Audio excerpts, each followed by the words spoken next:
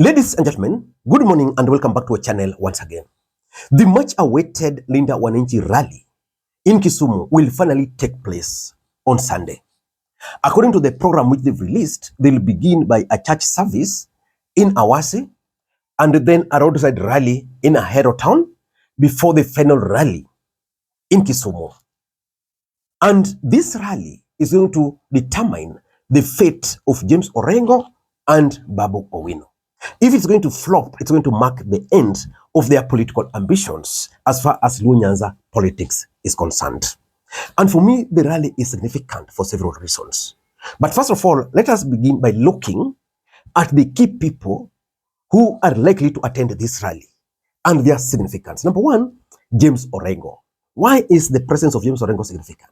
James Orengo has already declared himself the ODM party leader. Will the people of Kondele receive James Orengo as the party leader, or will they reject him as an imposter? Because we know that the official ODM party leader is none other than Oburu Oginga. So if Orengo will be received so well, then it would mean that there is kind of acceptance. And that's going to be a major boost for him. Number two is Babu Owino. We all know that Babu Owino is probably one of the most popular political leaders in Nyanza after Raila Odinga. Of course, Raila Odinga is no longer there, so which means ideally Babu Owino should be the most popular leader from Nyanza. Babu Owino has made it very clear that he wanted to become the party leader, and he's been consistent that bila Babu, tabu. Tunasema ni Babu kwa sababu kama kuna tabu ana jawabu la ajabu kwa adabu. Asante. Bila Babu, tabu. He has always remained the darling of the people. How will he be received with the latest political developments in the Republic of Kenya? That is something which most of us will be waiting to see. Number three is Edwin Sifuna. Edwin Sifuna was removed as the SG of ODM party. And probably that's why the Linda Mwananchi wave emerged. In this group, Edwin Sifuna has now emerged as the leader. Forget about Orengo, forget about Babu. This Linda Mwananchi is about Edwin Sifuna. In Vihiga, it will be about Sisini Sifuna. How will the people of Kisumu receive Sifuna? Will they elevate Sifuna above Babu Owino and James Orengo, or will they reject him considering the fact that he is already expelled from ODM party? That's going to be very important.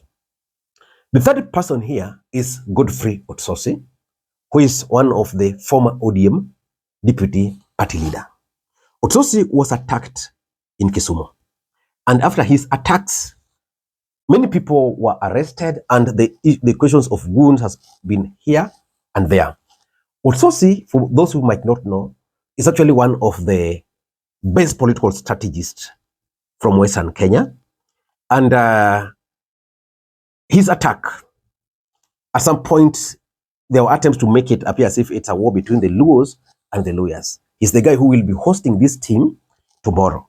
So how will Osotsi be received in Kisumu? Because I know of all the political leaders I know, because I stay in this city, the only leader who normally freely walks in this town is Osotsi. Osotsi normally chefs in KCT here. You can never find our MPs there.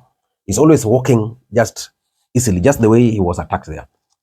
So his presence is going to be significant. Then there's also Karoli Omondi. Why is Karoli Omondi's presence going to be significant? Karoli Omondi was the alleged sponsor of ODM, the owner of Orange House. Allegedly, he is the current sponsor of this group. What will be his role? That's important. And Caleb Amisi. Caleb Amisi has already formed his own political party. So his presence in this rally would signify that this group is probably leaning now towards that party. So if these people I've mentioned will be present, then we can clearly tell the direction. But I want to focus on Babu Owino and James Orengo, their plans for this day. Because for them, Sunday must be a success. Because without success, they are done. Before I do that, in case you're watching the channel for the first time, please take a second or two, click the subscribe button so that next time we produce a video like this, YouTube will automatically notify you. Ladies and gentlemen, their plan are as follows. Number one, they want to ensure that they have massive crowd. The turnout, they want to make sure that's going to be huge, just like it was in Kakamega. But the question is, will the people turn up in large numbers that way? Of course, you can expect students, because there's a way students love Babu Owino, so you can expect students from Kisumu Polytechnic, Maseno, to show solidarity with one of their comrades. But what about the ordinary people? Will they storm that rally to show support? Orengo was in Kisumu the other day after Osotsi was attacked.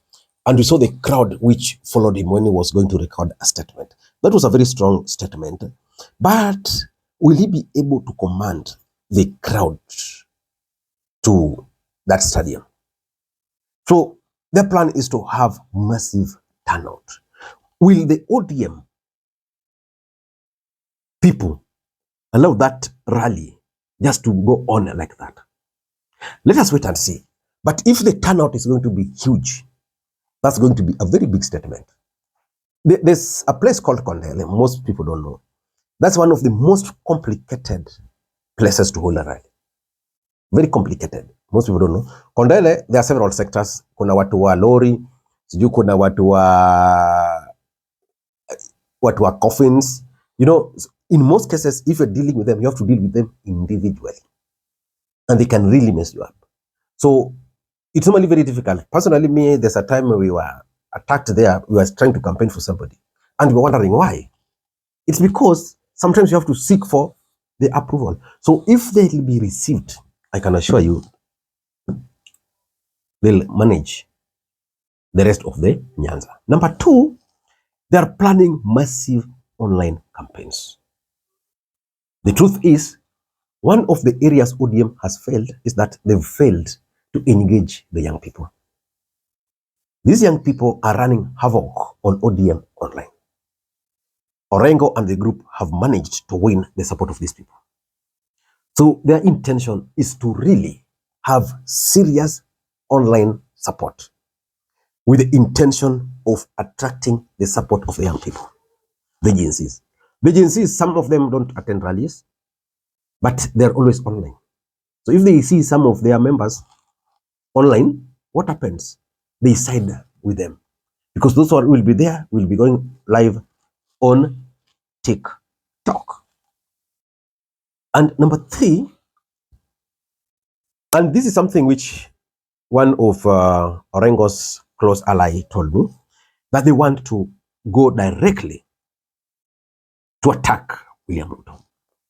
Because they want to set a clear divide. Oburu and the team are supporting Ruto. For them, they want to make it very clear that they are not supporting Ruto. Why is that significant? If their messages will resonate with the ground, then it would mean that their one-term movement is actually gaining ground. But if the crowd, because there's a way they normally measure the reception. When you talk of something and you see people are not responsive, you know, upper. So they'll be measuring that, direct attacks.